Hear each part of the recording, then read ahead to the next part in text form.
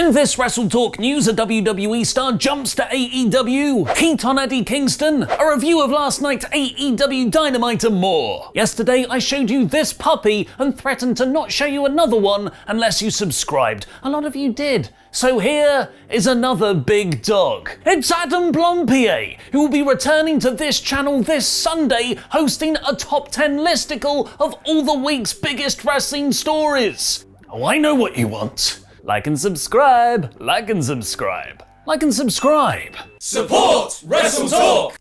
Backstage producer Sonjay Dutt apparently found the best way to not get suddenly released by WWE. Say you're quitting first. The former Impact wrestler reportedly left the company a couple of weeks ago when he handed in his notice, i.e. he wasn't fired. Like so many others. Dutt had been a producer for WWE since 2019, and there was speculation he could be returning to the ring after suffering an Achilles injury in 2017. But PW Insider is instead reporting he will stay as a producer, but just for AEW, where he was backstage at last night's episode of Dynamite, and is believed to have signed full-time with the promotion as a producer. As an employee instead of an independent contractor with WWE, Dutt would not have been subject to the usual 30 to 90 day non-compete clauses, meaning he could show up elsewhere whenever he wanted. It seems like AEW is loading up on experienced producers and agents ahead of their second weekly TV show Rampage, launching in mid-August. And the best place to get those kinds of people is WWE. They really are the only other game in town at that level. But Dutt isn't the only big AEW defection. WWE to AEW confirmed. Last night's Dynamite closed with a touching video package recapping the last year of TV from Daily's Place. They then cut back to the tearful live crowd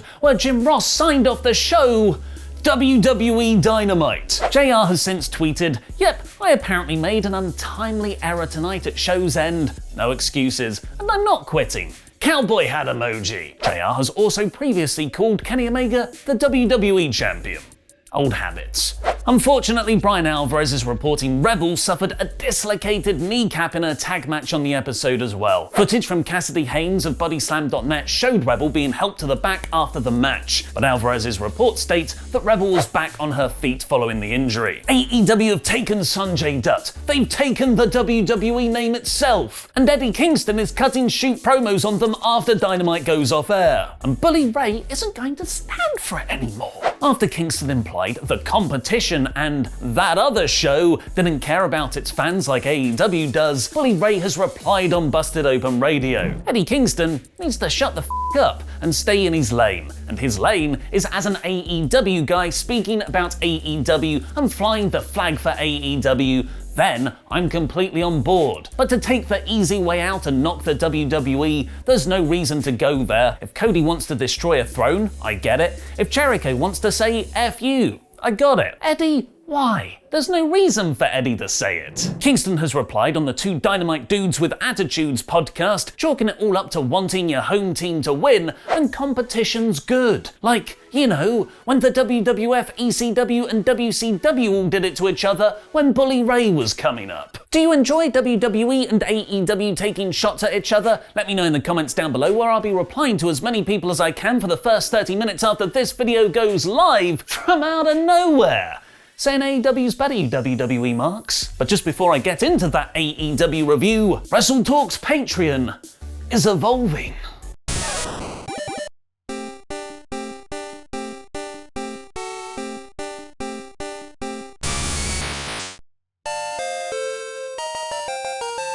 We've combined our WrestleTalk and Parts Unknown Patreons to give our pledge hammers even more for their donations. Meaning the Fan Quizzlemania that was previously only available on PFK's Patreon is now available for all $10 and above backers at patreon.com/WrestleTalk. The first one on WrestleTalk's Patreon will take place on Thursday the 22nd of July at 8 PM UK time, where you can compete live in your favourite Quizzlemania rounds against all the other backers, hosted by Adam Blompier and Andy Datson. So head over to patreon.com/WrestleTalk and check it out, as well as all the other amazing bonus content, exclusive podcasts and shoutouts you can receive too. Now it's Thursday, you know what that means. WWE Dynamite is back on Wednesday nights and we can start reviewing it again. So here's my review of last night's episode in about 5 minutes. The show opened with Chris Jericho on the Dynamite Commentary podcast to promote his new book, and the huge six-man tag Eddie Kingston and Pentagon Jr. versus the Young Bucks, who debuted their latest gimmick, dressing up as that guy who used to come round when I was a kid and help my mum clean her windows.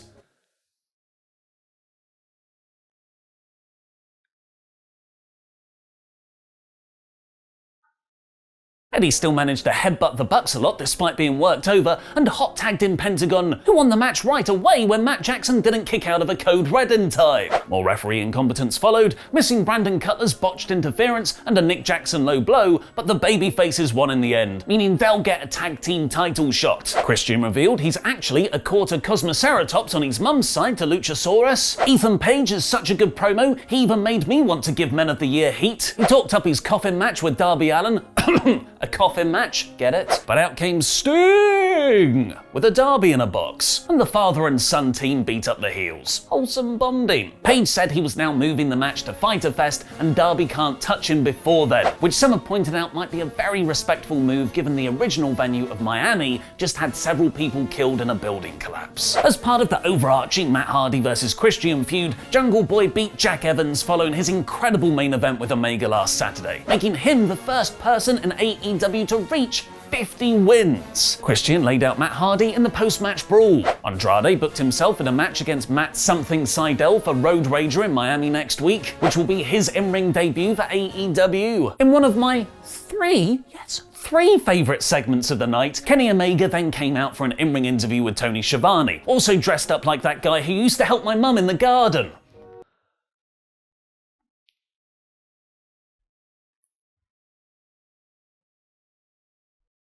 Where he said he's beaten the best high flyer in AEW, the best merch seller, the most promising young star, there's no one left. So out came the Dark Order to say there very much is, because they've made quite a good friend this year, and he's the #1 ranked competitor in singles wrestling. Kenny then said if they're talking about the same person, that person would not like them speaking for him. And anyways, he doesn't have the guts. I think they're talking about Luther. Later on, Page stormed in on the Dark Order backstage, but they immediately disarmed him, saying they believe in him and they're always there for him. They know he wants the belt. They're the supportive friends he's always needed. He's a cowboy, and he's got to get back on that horse. It's happening. It's actually happening. This storyline gave me genuine goosebumps. It's easy to get wrapped up in the coolness of the Page versus Omega arc, so much so you kind of forget how incredibly subverting this is of the typically machismo-based professional wrestling tropes. This is a main event, long-term storyline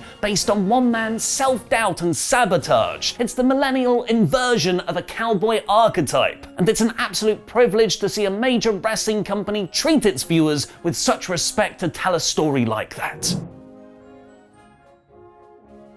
AEW really is a place where wrestlers can go to thrive. Like Miro in the next match, a man finally realizing the fullness of his potential. And as wrestling fans, isn't that what we want from our favorite wrestlers? He beat a spirited performance from Brian Pillman Jr. pretty easily here, and then looked up to God afterwards. There's nothing scarier than a violent man who believes he has the Lord on his side. Taz announced Brian Cage will defend the FTW title against a returning Ricky Starks to settle their differences on July 14th. Britt Baker and Rebel versus Nyla Rose and Vicky Guerrero felt like this episode's only misstep. It certainly is a way to build up their Fyter Fest match, having the wrestlers' seconds get involved, but it felt like a step backwards for the women's division, especially when you've got a lot of far better, far more over wrestlers that could have done with the screen time. The psychology's also off because of Britt Baker's biggest mistake. She's too good. People cheer her now despite her being the heel, which meant Rose, who's meant to be kind of like a badass babyface, got booed. The Inner Circle versus Pinnacle Epic continued with MJF challenging Chris Jericho to one last match, which he'll lay out the stipulations for next week, and a very good promo from Hager, Santana and Ortiz ahead of next week's six-man tag. And the main event saw a match I almost preferred to Saturday's brilliant title bout, MJF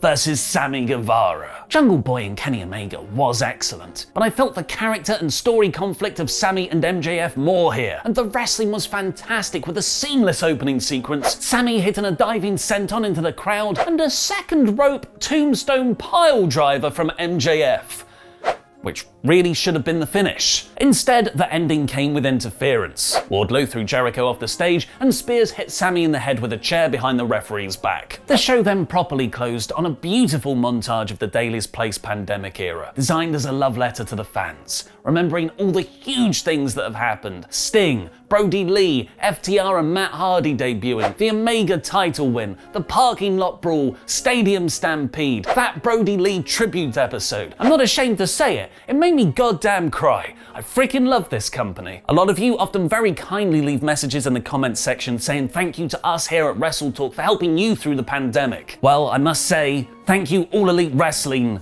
for helping me. And as usual, I cannot wait for the next episode of WWE Dynamite. What did you think of the show? Let me know in the comments down below and vote in our poll on a poll match on the community tab, where 65% of you bid farewell to Daily's Place. Should have written a Jew there. Like the Kenny catchphrase, damn it. This was an absolutely brilliant episode with excellent opening and closing matches, that montage, and the start of Omega vs. Page. This week's Dynamite is 4 out of 5. Remember to subscribe to the WrestleTalk podcast channel for mine and Luke's live review of the show today.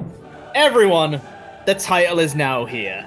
I am your Jam That Champion, and I can finally show this off. Oh man, this is so much better in person than I ever imagined. And you know what? This is kinda heavy, but I'm gonna have it on my shoulder for the whole review. I'm committing to it.